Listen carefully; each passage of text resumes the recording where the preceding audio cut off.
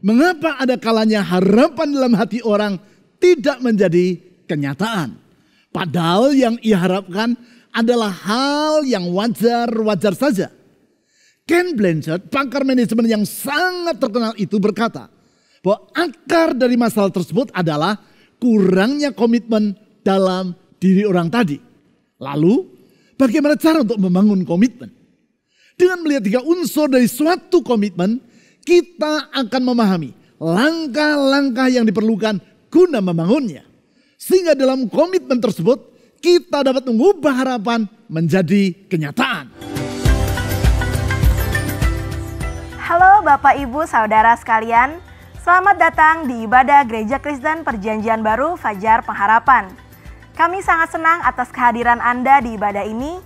Kami percaya Tuhan memberkati dan menyertai Anda sekalian.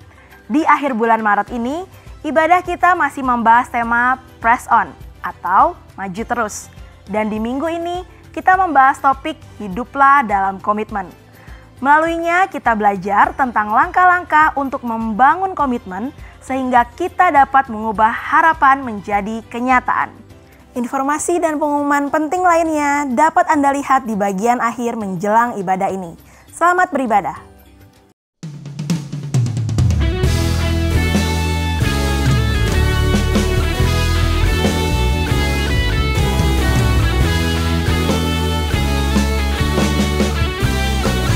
Selamat pagi jemaat Tuhan, mari kita sama-sama bangkit berdiri. Kita mau bersuka cita di tempat ini, memuliakan nama Tuhan.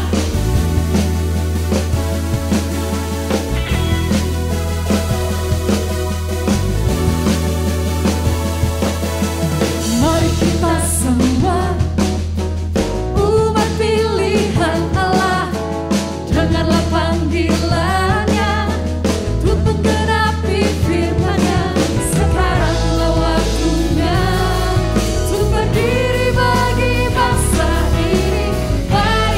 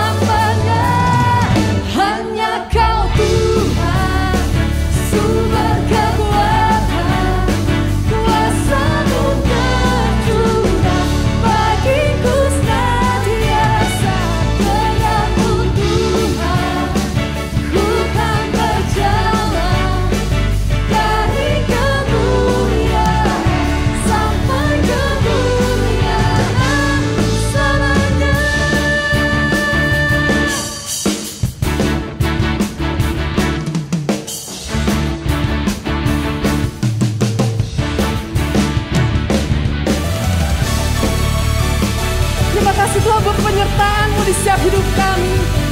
Kami ingin hidup kami membawa kemuliaan bagi nama-Mu. Katakan Yesus Kaulah Raja, Yesus Kaulah Raja dalam hidup, berkuasa berjaya untuk selamanya. Yesus Kaulah Raja dalam hidup, berkuasa berjaya untuk selamanya. Hanya Kau Tuhan, sumber kekuatan, kuasa-Mu tercurah bagiku setia. Menurutku ku kan berjalan dari kemuliaan sampai hanya Kau Tuhan, hanya Kau Tuhan, sumber kekuatan, kuasa-Mu tercurah. Terima kasih. Oh haleluya. Ku kan berjalan dari kemuliaan sampai kemuliaan selamanya. Yesus selamanya. Berikan kemuliaan bagi Tuhan kita.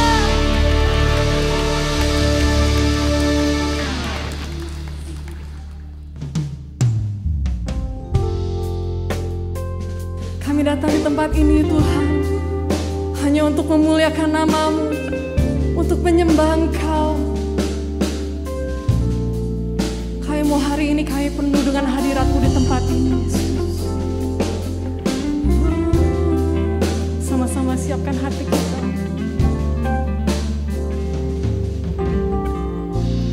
Katakan ku bersyukur, ku bersyukur padamu Tuhan atas kasih-Mu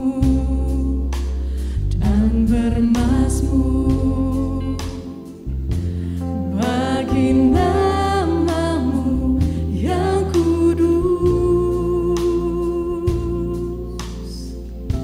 Engkau kebenaran kami, sebab Engkau kebenaranku.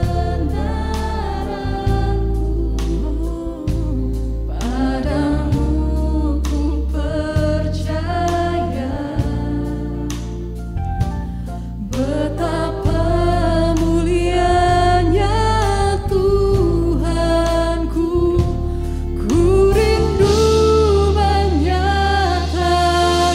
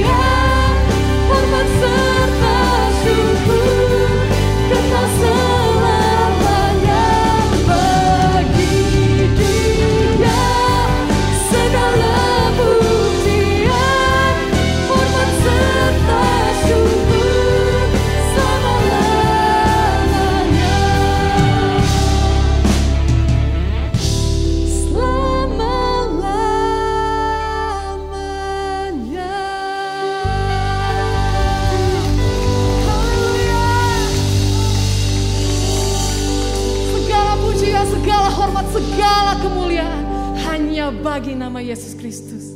Amin.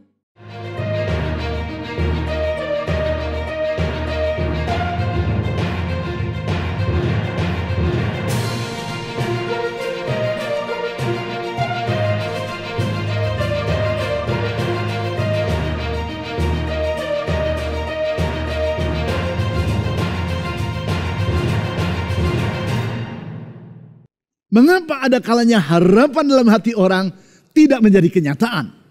Padahal apa yang ia harapkan bukanlah hal yang muluk-muluk, tetapi yang wajar-wajar saja. Sebagai contoh, tidak sedikit orang yang berharap bahwa ia akan mengawali setiap hari dengan berdoa dan membaca Alkitab bareng 1-2 pasal.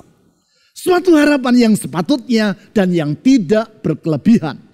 Bahkan banyak orang yang telah melakukannya selama bertahun-tahun. Di dalam harapan tersebut, maka di akhir tahun orang tadi membuat janji bahwa nanti di tahun yang baru ia akan berdoa dan membaca Alkitab setiap hari. Tahun yang baru pun tiba. Di minggu-minggu yang pertama, ia memenuhi janjinya itu dengan penuh semangat. Pagi hari, sebelum melakukan hal yang lain, ia terlebih dulu berdoa dan membaca Alkitab. Namun memasuki minggu yang ketiga, mulai ada 1-2 hari dalam pekan itu yang ia terlewat dari mengerjakan janji yang telah ia buat. Di awal bulan yang kedua, hari-hari yang terlewatkan semakin bertambah menjadi 2-3 hari di setiap pekan. Di akhir bulan, dia sudah kehilangan semangat untuk memenuhi janjinya. Memasuki bulan yang ketiga, orang tersebut sudah tidak lagi membaca Alkitab ataupun berdoa di pagi hari seperti yang pernah ia harapkan. Alhasil, di sepanjang tahun itu, ia kembali hidup seperti biasanya, yaitu hanya membaca Alkitab ketika mengikuti ibadah minggu dan hanya berdoa ketika ia akan makan. Itu pun kalau teringat. Nanti menjelang akhir Desember, ia merasa menyesal karena harapannya tidak menjadi kenyataan. Oleh sebab itu di akhir tahun ia kembali membuat janji seperti yang pernah ia lakukan di tahun sebelumnya.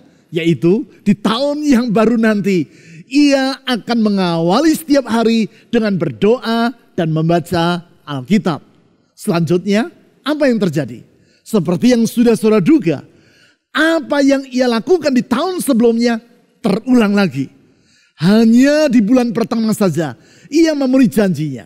Dan di akhir bulan yang kedua janji tersebut sudah terlupakan. Demikianlah hal itu terulang dari tahun ke tahun, termasuk di tahun ini. Adakah saudara merasa bahwa saya sedang menceritakan tentang diri Anda? Hal seperti ini bukan hanya menyangkut tentang berdoa dan membaca Alkitab saja, tetapi juga dalam banyak hal yang lain. Seperti keinginan untuk berolahraga secara rutin, belajar bermain alat musik, menurunkan berat tubuh, dan masih banyak harapan lainnya. Apa yang menjadi sumber dari masalah ini sehingga hal seperti itu terus terulang dari tahun ke tahun, dan akibatnya apa yang Anda harapkan tidak kunjung menjadi kenyataan. Ken Blanchard, seorang pakar manajemen yang sangat terkenal, berkata bahwa akar dari masalah ini adalah kurangnya komitmen dalam diri orang tadi. Profesor dari Cornell University di New York dan penulis buku di One Minute Manager yang sangat populer itu, yaitu yang telah diterjemahkan ke dalam 47 bahasa serta telah terjual sebanyak 15 juta eksemplar itu, berkata, "There's a difference between interest and commitment. When you are interested in something, you do it only when it's convenient. When you are committed to something, you accept no excuses, only results." Kalau saya terjemahkan secara bebas, artinya adalah terdapat perbedaan antara minat dan komitmen. Ketika Anda berminat pada sesuatu, Anda akan melakukannya hanya bila hal itu terasa nyaman. Namun, ketika Anda berkomitmen pada sesuatu, Anda tidak akan menerima alasan untuk menghindarinya. Yang Anda pikirkan hanyalah hasil dari apa yang Anda lakukan. Artinya, apapun kesukaran yang menghadang, saudara tidak akan melangkah mundur. Karena demi terwujudnya harapan, maka saudara akan bersedia menghadapi kesukaran itu. Itulah komitmen. Dampak dari sikap komitmen terhadap upaya untuk mencapai harapan ini dapat kita lihat dalam diri bangsa Israel sebagaimana yang dicatat di dalam Yosua pasal 1. Saat itu umat Tuhan ini yang 40 tahun sebelumnya telah keluar dari Mesir sudah berada di perbatasan negeri Kanaan. Negeri yang Allah janjikan dan yang mereka dambakan. Untuk memasuki negeri itu, mereka menghadapi rintangan dalam bentuk sungai Yordan yang sedang banjir, kota Yeriko yang bertembok tinggi dan tebal, serta bangsa-bangsa Kanaan yang gagah perkasa. Dengan kata lain, untuk mewujudkan harapan, yaitu menduduki negeri Kanaan, mereka akan menghadapi berbagai kesukaran. Di situ mereka menyatakan komitmen mereka. Komitmen yang mereka utarakan sebagai tanggapan terhadap pesan yang disampaikan oleh Yosua. Yaitu agar mereka tidak bersikap mediocre atau cepat berpuas diri karena telah menguasai sisi timur Sungai Yordan. Dalam komitmen tersebut mereka bergerak maju. Dan oleh pertolongan Tuhan berhasil menduduki negeri yang telah Allah janjikan kepada umatnya tersebut. Singkat kata, dapat disimpulkan salah satu faktor yang memungkinkan bangsa Israel mengalami janji Tuhan secara sepenuhnya adalah sikap komitmen di dalam diri mereka. Jadi, apakah yang perlu dilakukan agar kita dapat hidup dalam sikap berkomitmen? Untuk itu, kita perlu memahami unsur-unsur yang membentuk komitmen agar supaya kita dapat membangun sikap tersebut dalam kehidupan kita.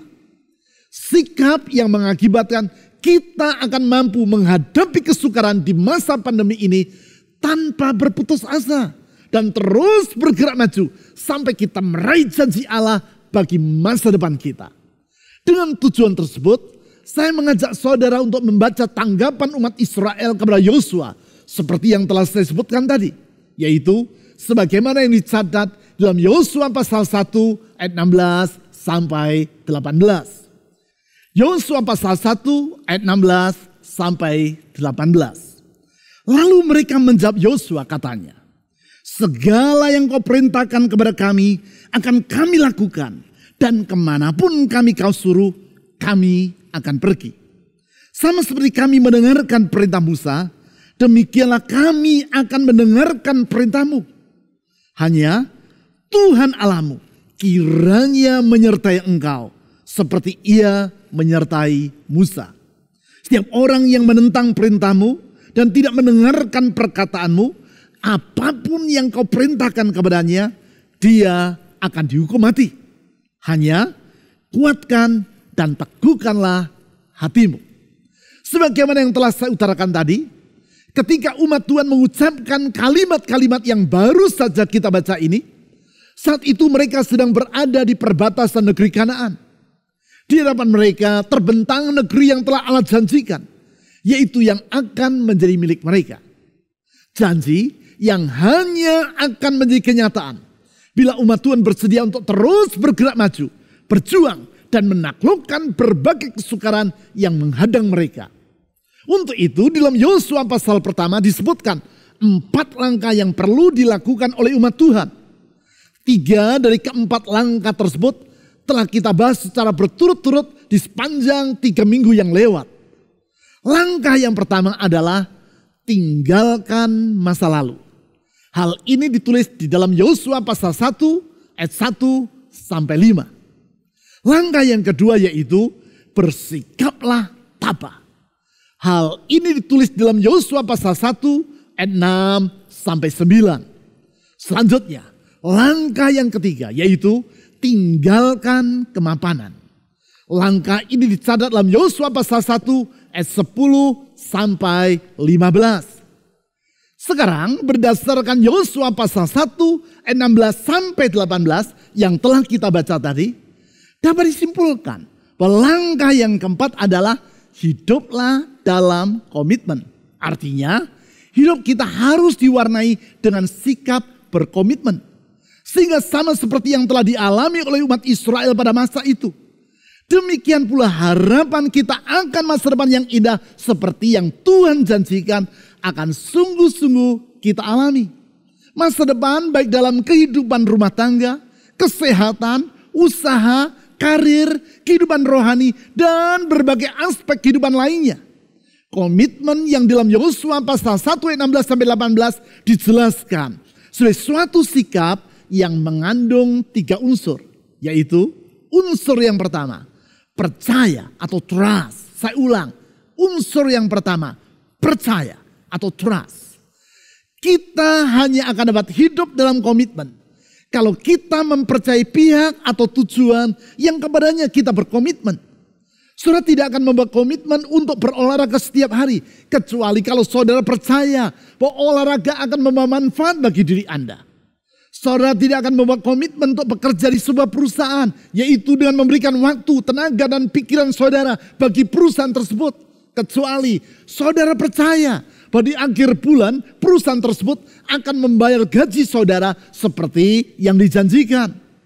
Berarti untuk membangun komitmen, kita harus membangun trust atau kepercayaan kepada pihak atau tujuan yang kepadanya kita berkomitmen. Demikian pula halnya dengan komitmen kita kepada Tuhan. Kita perlu membangun iman yang semakin teguh kepadanya. Kaitan antara komitmen dengan iman atau sikap percaya tersebut dapat kita lihat dalam tanggapan bangsa Israel kepada Yosua sebagaimana yang ditulis di ayat 16-17 yang telah kita baca tadi. Di ayat-ayat itu dicatat, mereka berkata sebagai berikut. Lalu mereka menjawab Yosua, katanya, segala yang kau perintahkan kepada kami akan kami lakukan. Dan kemanapun kami akan kau suruh, kami akan pergi. Sama seperti kami mendengarkan perintah Musa, demikianlah kami akan mendengarkan perintahmu. Hanya Tuhan Allahmu kiranya menyertai engkau seperti Ia menyertai Musa. Apakah perintah yang disampaikan oleh Yosua dan yang disebut umat Tuhan di ayat 16-17 ini? Yaitu perintah yang mereka berkomitmen akan mendengar atau mempercayainya. Apabila kita membaca ayat-ayat sebelumnya, yaitu ayat 13-15, maka kita akan mengetahui bahwa perintah tersebut adalah agar suku Ruben, Gad, dan setengah dari suku Manasye terus bergerak maju bersama dengan suku-suku Israel lainnya untuk menduduki negeri Kanaan. Perintah yang disampaikan oleh Yosua berdasarkan firman yang Tuhan utarakan kepada dirinya, yaitu yang dicatat di ayat 1-5. Dengan kata lain, apabila di ayat 16-17 yang telah kita baca tadi, umat Tuhan mengungkapkan kepercayaan mereka kepada perintah yang disampaikan oleh Yosua, maka hal itu tidak terlepas dari sikap mereka dalam mempercayai firman yang Allah sampaikan kepada pemimpin mereka tersebut. Sikap percaya yang mengakibatkan mereka berkomitmen untuk menyeberangi Sungai Yordan, bergerak maju dan menaklukkan negeri Kanaan sebagaimana yang Allah perintahkan. Iman dan komitmen ini mereka yakini akan mengundang penyertaan Allah dalam hidup mereka. Itu sebabnya di ayat 17 mereka berkata kepada Yosua, hanya Tuhan Allahmu kiranya menyertai engkau seperti Ia menyertai Musa. Dengan berkata seperti itu, mereka mengutarakan kesadaran mereka, yaitu seperti Tuhan menyertai Musa karena ketaatannya kepada perintah Allah. Demikianlah hal yang sama akan dialami oleh Yosua dan tentunya oleh diri mereka pula. Penyertaan Tuhan yang di ayat 5 disebut sebagai jaminan bahwa kemenangan akan menyertai hidup umatnya. Berarti untuk meneguhkan komitmen kita kepada Tuhan, maka hal pertama yang harus kita lakukan adalah memperkuat kepercayaan, trust atau iman kepadanya. Iman yang bulan lalu telah kita pelajari, yaitu akan membangkitkan kerendahan hati, penghargaan kepada otoritas Tuhan, kegigihan, dan kreativitas dalam hidup kita. Itulah iman yang akan mengundang kuasa Tuhan bekerja dalam hidup kita. Selanjutnya, unsur yang kedua dari komitmen adalah ketaatan. Saya ulang, unsur yang kedua dari komitmen adalah ketaatan. Dalam hal ini yaitu ketaatan atau penyerahan diri kepada pribadi yang kepadanya kita berkomitmen. Tentu ketaatan ini tidaklah terlepas dari sikap mempercayai atau trust yang merupakan unsur pertama dari komitmen yang telah kita bahas tadi. Sebab keduanya berjalan seiring. Sehingga bukti dari sikap percaya adalah ketaatan atau penyerahan diri. Bukankah percaya tanpa ketaatan merupakan sikap percaya yang bersifat semu? Dan komitmen yang terbentuk juga bersifat dangkal? Hal ini sama seperti sikap seseorang yang datang berkunjung pada dokter untuk berobat seperti yang pernah saya ceritakan dalam khotbah saya beberapa waktu yang lalu. Mendengar nasihat yang diberikan oleh sang dokter, orang tersebut mengangguk-anggukkan kepala dan mengaminkan apa yang ia dengar. Menerima resep obat yang diberikan oleh sang dokter, yang bersangkutan menyambutnya dengan antusias. Ketika dokter berpesan dengan wanti-wanti agar ia secara teratur minum obat yang telah diberikan, ia menjawab, "Pasti dok, pasti. Semua nasihat dokter tentu akan saya turuti. Dan obat yang dokter berikan pasti akan saya minum dengan tertib sampai habis." Namun semua kata-kata itu hanya berhenti sampai di situ. Orang tadi tidak melakukan apapun yang dinasihatkan oleh sang dokter. Kalau dokter berkata agar ia menghindari makanan dan minuman yang mengandung kadar gula yang tinggi, tetap saja ia mengkonsumsinya. Bukan itu saja, orang tadi juga tidak pergi ke apotek untuk membeli obat sesuai dengan resep yang diberikan oleh sang dokter. Singkat kata, ia pergi atau tidak pergi ke dokter tidaklah ada bedanya. Perilaku tersebut menunjukkan bahwa sebenarnya ia tidak sungguh-sungguh mempercayai sang dokter. Komitmen yang ia ucapkan kepada sang dokter bersifat semu. Dan tentu harapannya untuk mengalami kesembuhan juga tidak akan menjadi kenyataan. Artinya komitmen haruslah ditunjukkan melalui tindakan penyerahan diri atau ketaatan. Komitmen seperti itulah yang diutarakan oleh umat Tuhan kepada Yosua. Sebagaimana yang dicatat dalam Yosua pasal 1 ayat 16 sampai 17 yang telah kita baca tadi. Di situ mereka berkata sebagai berikut. Lalu mereka menjawab Yosua, katanya, segala yang kau perintahkan kepada kami akan kami lakukan. Perhatikan, di sini mereka berkata bahwa segala artinya semua yang diperintahkan Yosua akan mereka laksanakan. Selanjutnya, dan kemanapun kami akan kau suruh, kami akan pergi. Artinya, apapun yang disuruhkan Yosua kepada mereka akan mereka taati. Lebih jauh, sama seperti kami mendengarkan perintah Musa, demikianlah kami akan mendengarkan perintahmu. Semua pernyataan tersebut menunjukkan bahwa komitmen haruslah dibuktikan melalui ketaatan. Di dalam hal umat Israel pada waktu itu, ketaatan tersebut adalah ketaatan kepada firman Tuhan yang disampaikan melalui Yosua. Alhasil, dalam ketaatan mereka melangkah menyeberangi Sungai Yordan. Akibatnya, seperti yang dicatat dalam Yosua pasal 3 ayat 15, sungai yang sedang banjir itu pun berhenti mengalir. Dan seluruh umat Israel dapat menyeberang dengan berjalan di tanah yang kering. Demikian pula, dalam komitmen yang diwujudkan melalui ketaatan kepada firman Tuhan, mereka mengelilingi kota Yeriko selama 7 hari berturut-turut. Akibatnya seperti yang dicatat dalam Yosua pasal 6 ayat 20, tembok kota yang tinggi dan tebal itu pun runtuh di depan mata mereka. Sehingga mereka dapat menaklukkan dan menguasai kota yang menghadang perjalanan mereka dalam memasuki negeri Kanaan tersebut. Semua peristiwa ini mengajar kita bahwa komitmen kepada Tuhan tidak terlepas dari ketaatan kepada firman-Nya.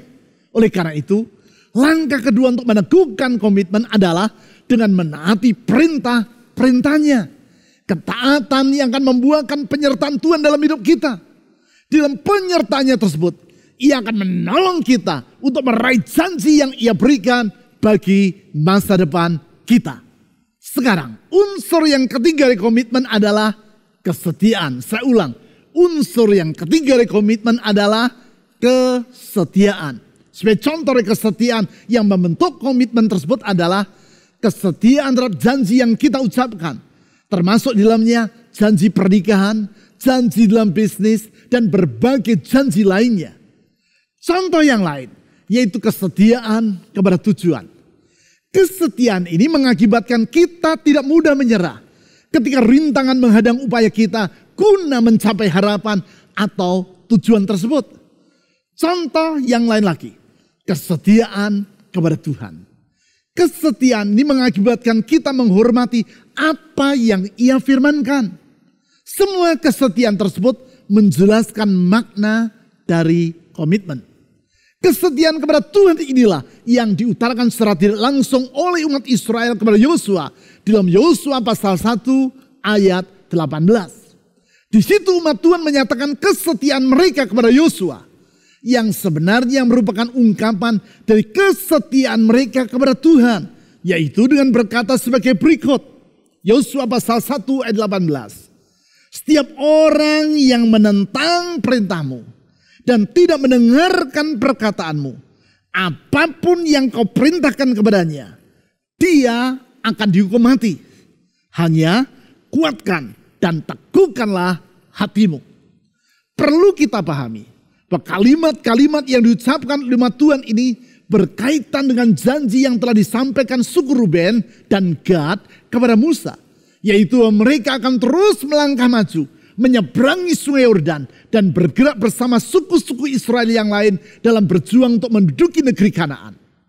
Janji itu dicatat dalam Bilangan pasal 32 ayat 1 sampai 41 dan disebut ulang oleh Yosua di dalam Yosua pasal 1 ayat 12 sampai 15, yaitu sebagaimana yang telah saya bahas dalam khotbah minggu yang lalu yang bertajuk tinggalkan kemapanan. Sebagaimana yang telah kita baca, dalam kalimat-kalimat yang mereka ucapkan di ayat 18 tersebut, mereka berkata bahwa siapapun yang menentang kata-kata yang diucapkan Yosua, yaitu kata-kata yang mengulang janji yang pernah mereka buat kepada Musa, maka orang tersebut akan dihukum mati. Hukuman yang sangat serius dan yang mengungkapkan bahwa mereka sungguh-sungguh menjunjung tinggi janji yang telah mereka buat dan akan bersikap setia kepada janji tersebut. Itulah komitmen, yaitu kesetiaan kepada janji yang pernah kita ucapkan. Komitmen kepada Tuhan dalam bentuk percaya dan taat dengan setia inilah yang mengundang berkat Allah dalam hidup mereka. Komitmen yang membedakan umat Israel yang saat itu sedang berada di sisi timur sungai Yordan dengan generasi yang mendahului mereka, yaitu orang-orang Israel yang keluar dari Mesir 40 tahun sebelumnya. Kalau generasi pertama tersebut tidak dapat masuk di negeri Kanaan dan harus berjalan berputar-putar sampai mereka semua mati di padang gurun, maka generasi yang kedua ini berhasil menduduki negeri tersebut. Memang komitmen dan keberhasilan selalu berjalan seiring. Penelitian yang dilakukan di Harvard University menunjukkan bahwa seorang pemimpin yang berhasil, yaitu yang dapat diandalkan, adalah pribadi yang di samping hidupnya diwarnai dengan sikap confident atau memiliki keyakinan diri yang kuat, connected atau mampu berelasi dengan baik, courageous atau memiliki hati yang tabah, juga adalah pribadi yang committed atau memiliki komitmen yang teguh. Termasuk di dalamnya yaitu komitmen dalam kesetiaan pada janji yang ia ucapkan. Berarti langkah ketiga untuk membangun komitmen adalah bersikap setia. Kesetiaan baik terhadap janji maupun tujuan dalam hidup kita. Komitmen seperti itu akan mengubah harapan menjadi suatu realitas. Hal tersebut dikemukakan oleh Abraham Lincoln, salah seorang presiden Amerika Serikat yang sangat terkenal dengan berkata, "Commitment is what transform a promise into reality." Komitmen adalah apa yang mengubah suatu janji menjadi kenyataan. Pertanyaan saya sekarang adalah, apakah Kanaan yang Anda dambakan dalam hidup Anda? Kanaan, yaitu janji Allah yang indah bagi masa depan Anda. Andakah saudara mendapati bahwa untuk mengalami janji Tuhan tersebut, saudara harus menghadapi berbagai rintangan dan kesukaran. Kesukaran yang bisa jadi membuat Anda berputus asa dan bersikap apatis terhadap masa depan Anda. Dalam situasi seperti itu, saudara berkata, mungkin memang sudah nasibku untuk hidup seperti ini. Cukuplah aku berjuang sampai di sini saja. Kalau pikiran itu yang menguasai hati Anda, ingatlah akan firman yang Tuhan sampaikan kepada Yosua. Dalam Yosua pasal 1 yang telah kita pelajari di sepanjang bulan ini. Firman Tuhan yang kalau saya ringkas adalah berbunyi, teruslah bergerak maju atau press on. Press on. Ayo terus bergerak maju. Tinggalkan masa lalu. Bersikaplah tabah. Tinggalkan kemapanan. Dan hiduplah dalam komitmen. Komitmen yang terbangun oleh sikap percaya, taat, dan setia. Sikap yang tercermin dalam lagu Trust and Obey atau percaya dan taat. Yang syairnya digubah oleh John H. Smith 150 tahun yang lampau.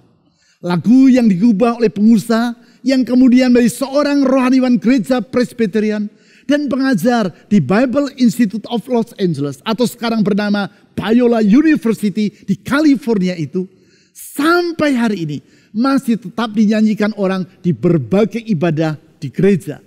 Lagu pujian yang dalam bahasa Indonesia dimuat di dalam NKB atau buku Nyanyikanlah Kidung Baru nomor 116.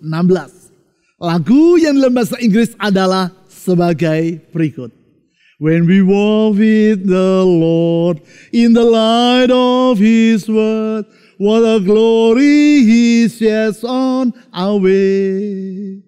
While we do His good will, He abides with us still, and with all who will trust and obey. Trust and obey, for there's no other way to be happy in Jesus, but to trust and obey. Trust and obey, for there's no other way to be happy in Jesus, but to trust and obey.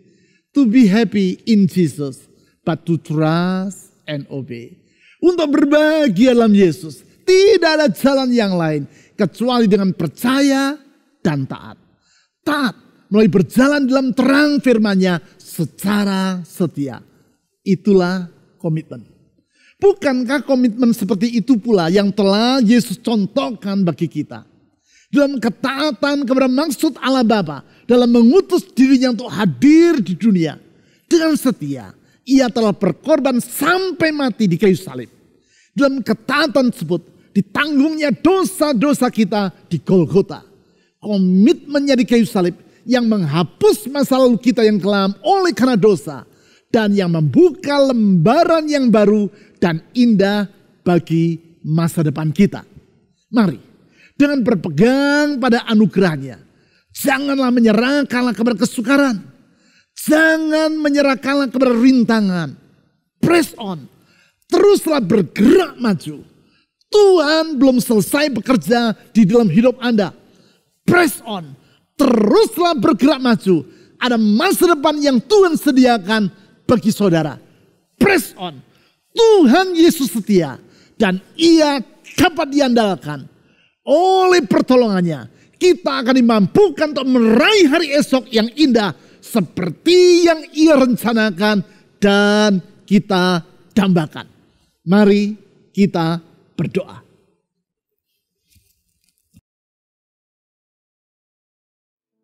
Tuhan Yesus, Engkau adalah teladan dari kesetiaan yang sempurna. Dengan setia, Engkau melaksanakan maksud Allah Bapa dalam menghadirkan dirimu di muka bumi ini. Dalam kesetiaan Engkau rela menanggung derita sampai mati di kayu salib demi kami manusia yang berdosa. Dalam kesetiaan Engkau menyertai kami, menuntun kami, membuka jalan bagi masa depan kami, dan menjamin hari esok yang Engkau janjikan. Tuhan Yesus, ajar kami untuk hidup setia seperti dirimu. Setia kepada kata-kata yang kami ucapkan, setia kepada janji yang kami ucapkan, setia kepada panggilan yang Tuhan berikan bagi hidup kami, setia kepadamu, setia kepada firman-Mu, setia kepada rencanamu. Dan kami percaya Tuhan, dalam kesetiaan kepadamu, kami tidak akan pernah dikecewakan. Karena apapun yang Kau janjikan pasti akan Kau genapi. Apapun yang Kau firmankan pasti akan Kau laksanakan. Oleh karena itu, dengan berpegang kepada kesetiaan-Mu, dalam komitmen kepadamu, kami berdoa saat ini menyerahkan semua beban dan harapan kami kepadamu. Dengan percaya firman-Mu menjamin, apapun yang kami doakan, kalau itu sesuai dengan rencanamu, Engkau akan menggenapinya tepat pada waktunya.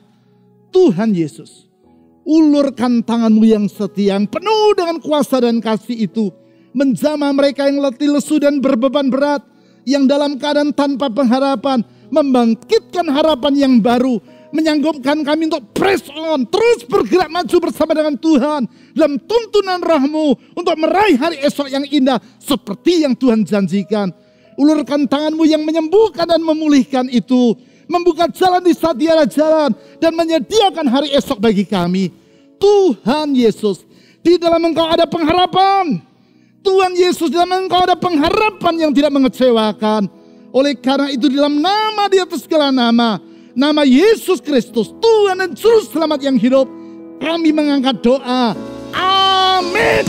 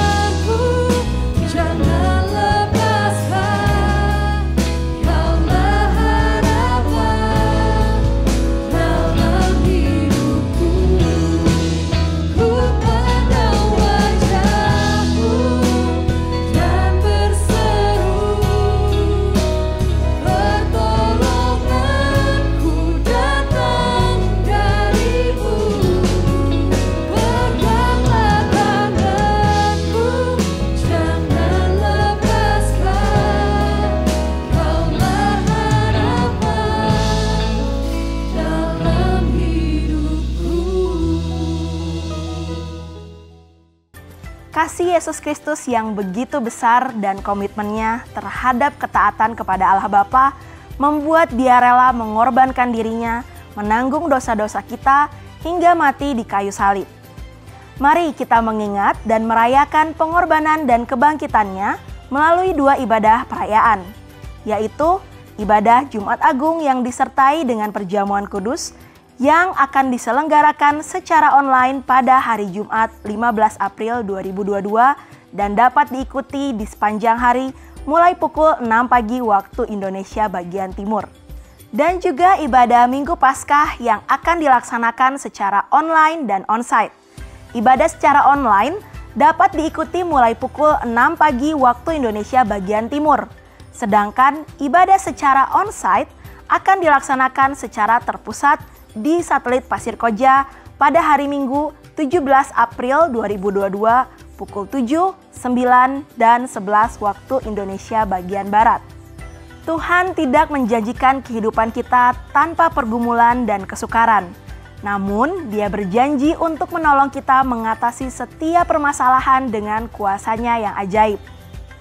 Kirimkan beban doa Anda ke nomor WA 0811 841 765. Para pendoa gereja kita akan mendukung Anda dengan mendoakan setiap beban dan pergumulan Anda tersebut. Dan jangan lupa untuk mengikuti ibadah doa pagi setiap hari Sabtu pukul 5.30 secara live streaming melalui YouTube channel Doa Fajar Pengharapan. Bapak, Ibu, Saudara sekalian, berikut adalah beberapa kegiatan gereja kita yang dapat Anda ikuti.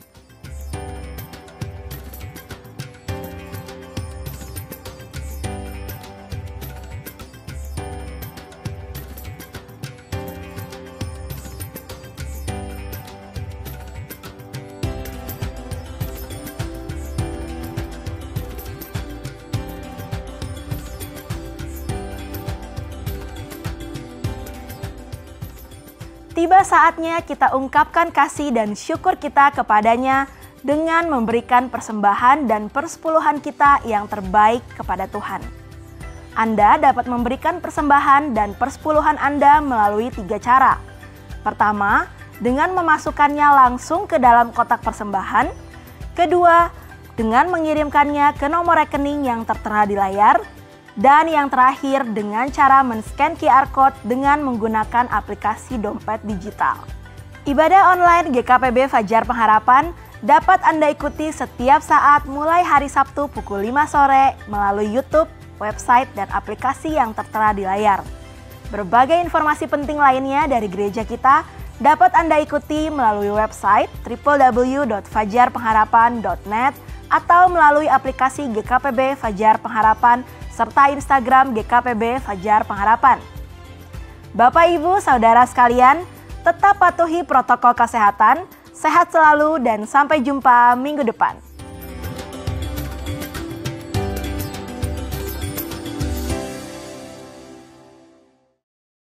Saudara-saudari, saya percaya dengan mendekatkan diri pada Tuhan dan merenungkan firman-Nya, kita dapat memiliki iman yang teguh dalam menghadapi situasi dan kondisi apapun dalam kehidupan ini.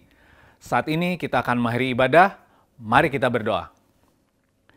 Tuhan Yesus, kami bersyukur firman-Mu adalah sumber kekuatan dan pengharapan bagi kehidupan kami. Bawa kami untuk selalu berpegang teguh pada iman dan janji setia-Mu saja. Kami berdoa untuk kesehatan jemaat-Mu, jagai dan berkati agar kami tetap sehat, dan bagi yang sedang sakit, kami minta kesembuhan di dalam nama Tuhan Yesus. Kami berdoa untuk setiap pekerjaan dan relasi, agar apapun yang kami kerjakan dapat berhasil dan menyenangkan hati-Mu.